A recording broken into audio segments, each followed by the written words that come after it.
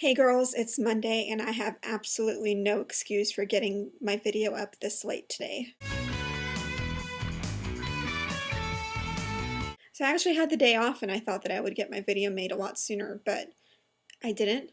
And which turned out to be a good thing because Tara suggested our theme for this week at the very last minute and I was able to catch it before I made my video. So Tara wanted us to talk about our dream writing jobs or dream jobs in general. And I've actually, when I was really little, when I first started wanting to be a writer, I had aspirations of being a writer, but really for the last 10 years or so, my aspirations have really been not so much to be a novelist, but to be an editor. I love the process of editing. I love working with people to make their writing better. I did this all throughout college when I was a writing center tutor, and I've done this with my friend Susan. And she and I send our stuff back and forth to each other.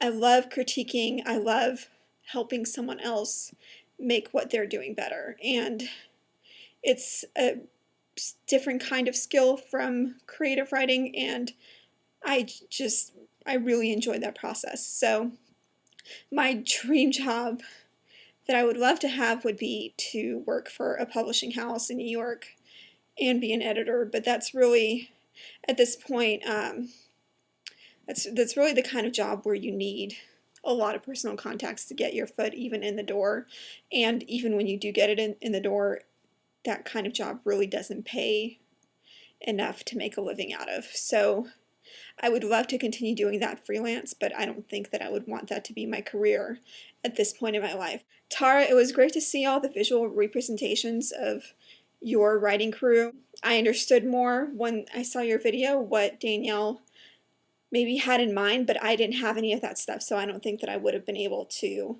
make a video like yours. But I love how you have all of these random things that inspire you, and I think your button necklace is pretty darn cool. Rachel, I loved your skit. I think everyone did. It was hilarious. And I think it's a conversation that we've all had with our inner muses. Marissa, I hope that you are getting acclimated to being back in school. It's been a long time since I've been in school. And part of me misses being in school every September, but I really don't miss the actual work. I just miss sitting in a room with a bunch of educated people and discussing literature and talking to professors, but I don't miss assignments. Danielle, I think that it's totally normal that you draw inspiration from Megan Fox, especially if Megan Fox inspired your character, or if you already know that your character looks like Megan Fox. I think that it's totally normal that you think about your character when you watch her or when you see her, and I think that's really useful in a way to have someone so public be such a regular source of inspiration for you. So I don't see anything wrong with that. And if you are going to help your ML for Nano, I say congrats and good luck, because I know our MLs in Atlanta were very busy and completely awesome, and I could never do what they did. Today's word of the day is Azure.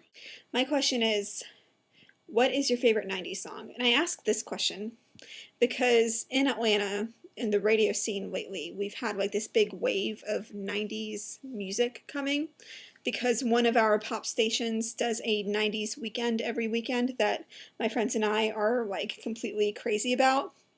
And we just had a new radio launch that's 80s and 90s music, so every other song is a 90s song, and it's really a throwback to my adolescence, and it's kind of awesome.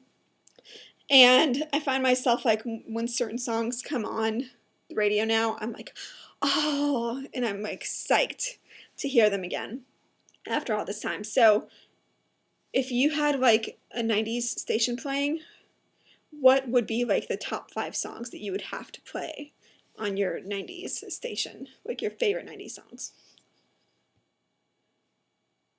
Danielle. That's it from me. Girls, I will see you next Monday. And Tara, I'll see you tomorrow. Bye.